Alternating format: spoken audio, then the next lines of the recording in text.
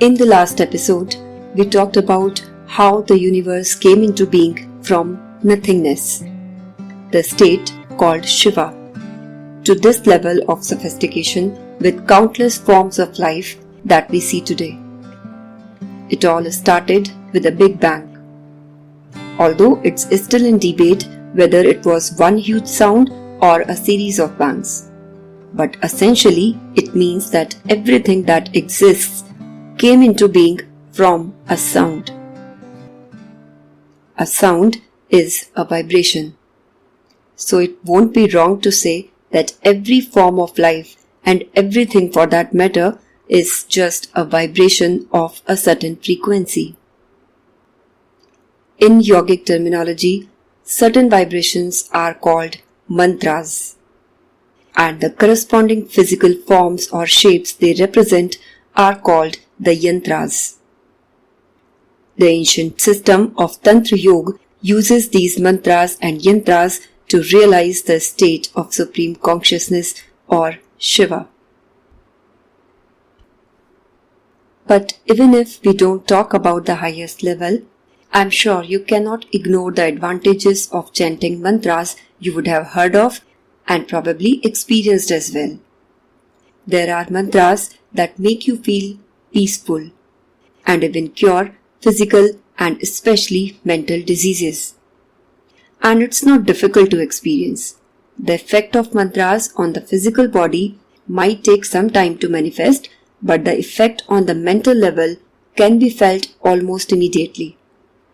You can feel the difference in just a few minutes if you try chanting any mantra you like with full focus.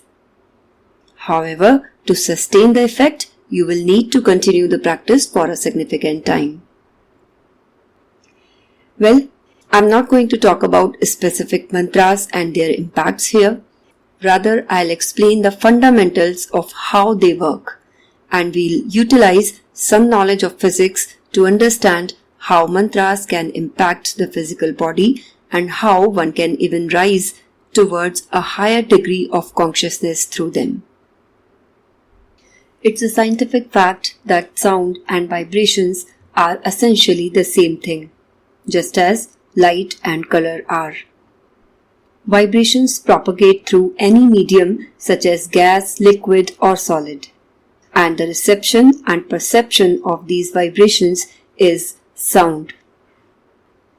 However, as we can only see a certain range of light, we perceive only a certain range of frequencies of vibrations. And that range is called our audible range, which lies between 20 Hz and 20 kHz. Vibrations above this range are called ultrasound and those below are called infrasound. And both of these are not heard by a human being in normal circumstances. But as a matter of fact, some sounds beyond the audible range of humans can be perceived by animals. For example, animals can hear the vibrations or sound of an earthquake and can indicate it by their body language. So the point is, sound and vibrations are the same thing, just as light and color are the same thing. When a vibration can be heard, we call it a sound. When a light can be seen, we call it a color.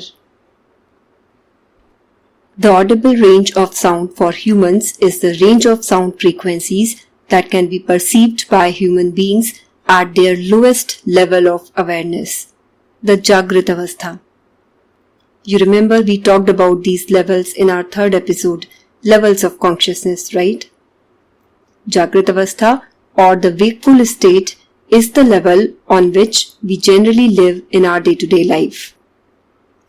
When one becomes meditative, the degree of his consciousness expands and it rises closer to the universal consciousness. At these levels, one hears certain sounds beyond the normal audible range. These are the sounds or vibrations of the universe, which our rishis perceived in their state of dhyan and modulated them into audible sounds called mantras. A commonly known example is the Gayatri Mantra, which was perceived by Maharshi Vishwamitra in his state of Dhyan. They perceived these sounds when they were deeply meditative.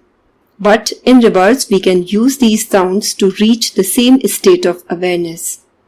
So it's kind of a reverse engineering that we can do with mantra chanting.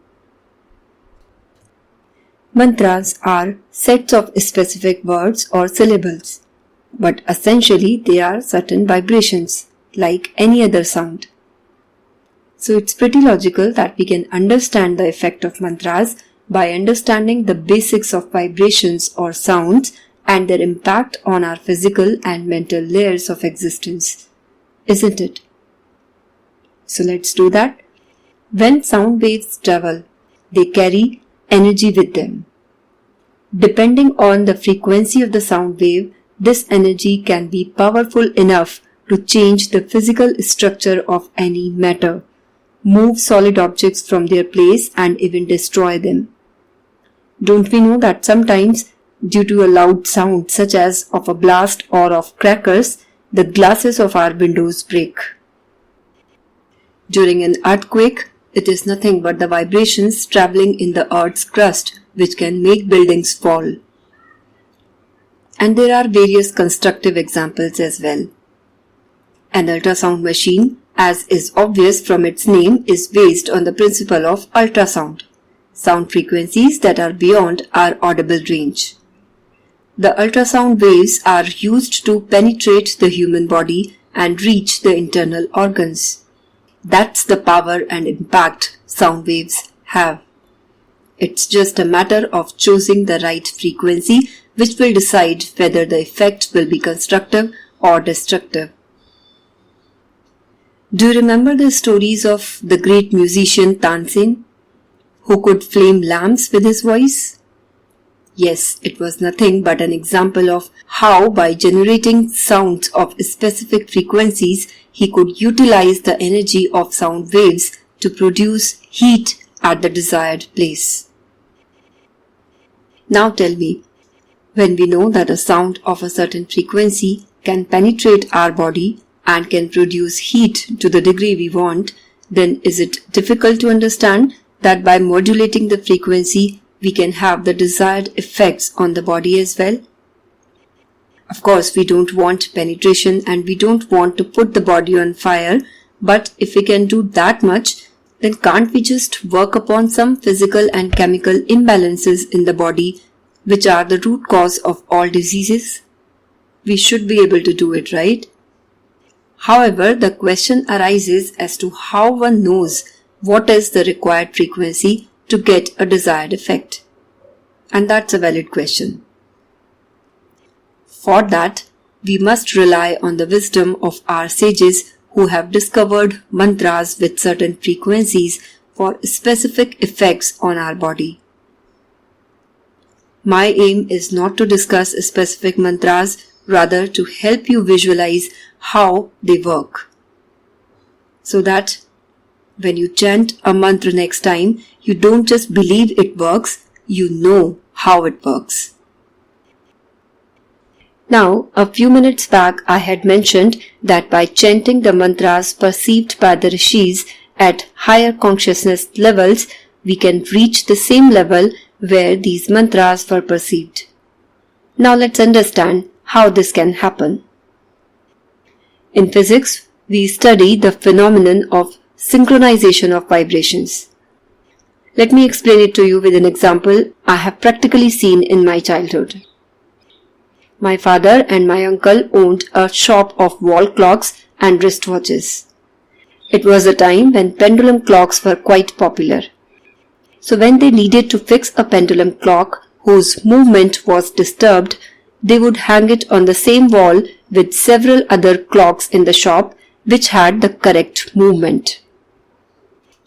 By the next day, the pendulum of the clock which had the faulty motion would synchronize itself to the correct motion. How did it happen? When a pendulum moves in oscillating motion, its vibrations travel across the wall and create interference with the other pendulums. Over a period of time, all the pendulums synchronize to the original frequency they were designed to move with. We are like the faulty pendulum clocks, which have deviated from their natural cosmic frequency. When we chant a mantra for a significant amount of time, the vibrations produced by it try to synchronize us with the cosmic vibrations, just as the faulty pendulum synchronizes with the clocks which have the natural correct motion. In other words, it raises our degree of consciousness to the level at which the mantra was perceived by our sages. When we say that the aim of yogic practices is to realize the ultimate truth of the universe or becoming one with the Supreme Consciousness, it essentially means to match the frequency or the sound of the universe. By chanting the right mantras, we can resonate with the same frequency as that of the universe. If that doesn't sound interesting to you, let me tell you that it also means that we can attain any reality by matching to its frequency.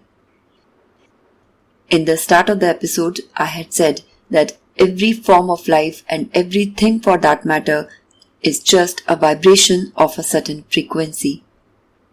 What it also means is every sound that we hear or don't has a corresponding physical form or reality. So if you get to the right frequency, you can create what you want. This is exactly what Einstein had said in one of his quotes. Everything is energy, and that's all there is to it. Match the frequency of the reality you want, and you cannot help but get that reality. This is not philosophy.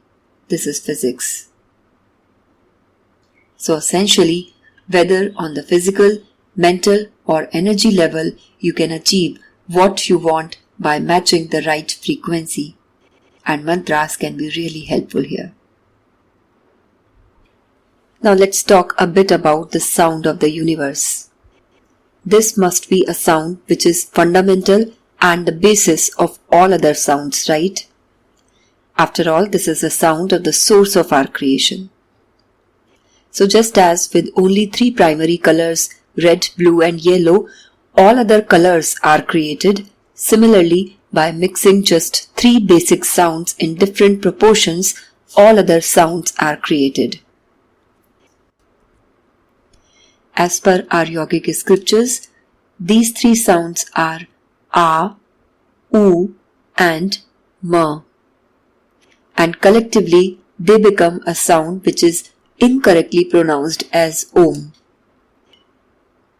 Its correct pronunciation is the pronunciation of the 3 sounds pronounced for equal durations.